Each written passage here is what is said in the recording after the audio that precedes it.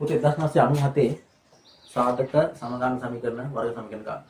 මුලින්ම සාධක ගණක් තියෙන්නේ ත්‍රිපද වර්ගයේ ප්‍රකාශ කරලා. හරි. මුලින්ම තියෙන සාධකයක් ගන්න පුළුවන් දෙකේ සාධකයක් ගන්න පුළුවන්. ඉතින් මෙතන දෙකක් ගත්තොත් 6න් දෙකක් ගත්තොත් 3x වර්ගයක් වෙනවා. 8න් දෙකක් ගත්තොත් 4x ගන්න දෙකෙන් දෙකක් ගත්තොත් එකයි. හරි. මේ පස්සේ මේකේ සාධක දෙන්නේ මෙහෙමයි. මේක මේකෙන් ගුණ කරනවා. 3 වරක් 3. 3 ගන්නවා මැද ඍණ 4ෙන්ද ඍණ 3 වරක් ඍණ 1 කියලා. එතකොට මෙතන යනවා 3x වර්ගයේ ඍණ 3x ඍණ 1x ධන 1. මේ තුනයක්. ඉතින් මෙතනින් ගන්නවා 3x විතර. දැන් මෙතනින් යනවා x ඍණ 1. 3x වර්ගය 3x වර්ගය x වෙනවා. ඉතින් 1. මෙතනින් ඍණ 1ක් ගන්නවා. එතකොට x ධන 1 ඍණ වෙනවා 1. මොකද දෙගුණයක් සාධකයක් වෙනවා x ඍණ 1. අනිත් එක 3x ඍණ 1.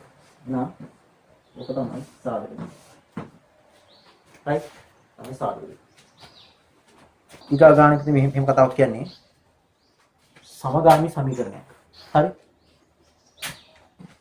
දෙකයි ධන c සමානයි බිඳුවයි දෙකයි ඍණ c සමානයි 8යි අනිත් එක 3යි a ඍණ 4යි b ධන 5යි c 3යි a ඍණ 4යි b ධන 5යි c සමානයි ඍණ 6යි. මේක විස්තරණය කියලා කියන්නේ සමීකරණ තුනක් කියනවා. අන්න හරි. අඥාත පදක් තුනක් තියෙනවා. 1 2 එකතු කරොත් c කපාන කියලා ඒකේ උත්තරේ ගන්න පුළුවන්. එකට දෙක එකතු කරනවා. 2යි ධන c එකතු කරලා පුතේ 2යි ඍණ c. බිඳුවට 8ක් එක්ක වෙනවා. ඍණ c ධන c කරනවා. හරි 4යි සමානයි 8යි එකතු 4ෙන් දෙකයි. a සමානයි 8 4ෙන් දෙක දෙකයි. ඔක ආදිස්ස කරලා අපිට එකෙහි c හොයන්න පුළුවන්. a සමානයි 2 එකෙහි ආදේශය. එකේ තියෙන 2යි ධන c සමානයි බිඳුවයි. a කියන්නේ 2යි ධන c සමානයි බිඳුවයි. 4 ධන c සමානයි බිඳුවයි c සමාන මේක මේ පැත්තට දෙන්න පුතේ ඍණ 4යි. c සමාන ඍණ 4යි. a වලගයයි c වලගයයි තුනේ ආදිස් කරොත් අපිට කවුද b හොයන්න පුළුවන්. හරි. a සමානයි 2යි b c සමානයි ඍණ 4යි. කාගේ තුනේ ආදිස්. තුනේ එකේ තියෙන්නේ 3යි a ඍණ 4යි b ධන 5යි c සමානයි ඍණ 6යි.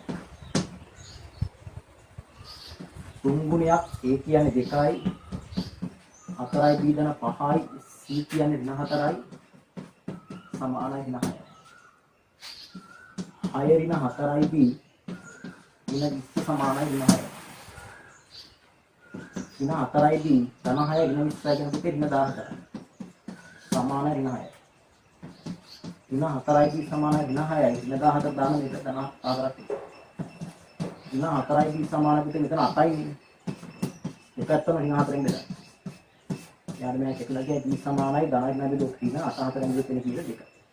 අවසානට a 2යි b ඍණ 2යි c ඍණ 4යි. රයිට්. ඔකයි සමීකරණේ විසඳුම. රයිට්. ඊට පස්සේ තනම තියෙන අපේ වර්ගයේ සමීකරණ කොටසක්. රයිට්. ත්‍රිකෝණාශ්‍රී ඉඩම් කැබැල්ලක දිගෙහි පළලට වඩා 4කින් වැඩි. වර්ගඵලය 480යි. පළල ගන්නලු x කියලා වර්ග සමීකරණයක් ගොඩ ගන්න. හරි. පළල ගන්නකොට x ත්‍රිකෝණාශ්‍රයක් තියෙනවා මේ වගේ. මේකේ පළල ගන්නලු x කියලා. දිග ඕකට වඩා කොච්චරක් වැඩි කියලා කියන්නේ. රයිට් 4කින් වැඩි. වට x ධන 4. මේකේ වර්ගඵලය කීයද කියන්නේ? ඒකේ වර්ගඵලය 480යි. පළල දිගේ වැඩි කරොත් තමයි වර්ගඵල ලැබෙන්නේ. නෑ x කොටාවක් ac වැඩි x ධන 4 සමානයි 480යි. එතකොට x වර්ග ධන 4ix ධන 480 ගන්න අර පැත්ත ඍණ 480 වෙනවා සමානයි බිඳුව. එහෙනම් ඔන්න සමීකරණ ගොඩනගනවා. හරි. ඔන්න සමීකරණ ගොඩනගනවා. right දිගත් පල්ලත් සොයන්න. මේක වර්ග පූර්ණයෙන් ගන්න මුකුත් කතාවක් කියන්නේ සාධක කැඩෙනවා ඇති කියන්නේ. 4 හදන්න 480 ගන්න පුළුවන් 20 4ක් නේද? 24 ඒවා 20ක් කියලා ගන්න පුළුවන්. ওই 24න් 20ක් නේ 24 වරක් 20. එතන 48ක් වෙනවා හරිද? ඒක ධන විතරේ දාන්න බැරි හරි. ඒතර මේක අපි x වර්ග ධන 4x ඍණ 480 සමානයි බිඳුව. x වර්ගයේ මේක ලියනවා 24x ඍණ 20x ඍණ 480 සමානයි බිඳුව. ඉතින් x පදයක් ගත්තොත් x ධන 24ක් වෙනවා. එන්න ඍණ 20ක් ගත්තොත් x ධන 24ක් වෙනවා සමානයි බිඳුව. අපිට එක සාධකයක් වෙනවා x ධන 24 අනිත් එක වෙනවා x ඍණ 20 සමානයි බිඳුව. ना x ධන 24 සමානයි බිඳුව හෝ x ඍණ 20 සමානයි බිඳුව. ධන 24 දාන මේ පැත්ත ඍණ 24 කරනවා හෝ ඍණ 20 දාන මේ පැත්ත ධන 20 කරනවා. එහෙනම් මේකේ ඍණ උත්තරේ පිළිගන්න බෑ මොකද මේකේ පළල නේ. රේඛා ඛණ්ඩයක දිග ඍණාගයක් වෙන්න බෑ. ඒ නිසා හරි ඒක ලියනවා. රේඛා ඛණ්ඩයක දිග ඍණාගයක් විය නොහැක. ඒ නිසා x එන්නේ කීයද 20. කියන්නේ මේකේ පළල. ඒක පළල ඉන්නේ කීයද 20 සෙන්ටිමීටර. ඉක ඉන්නකදී මේකට වඩා 4ක් වෙයි.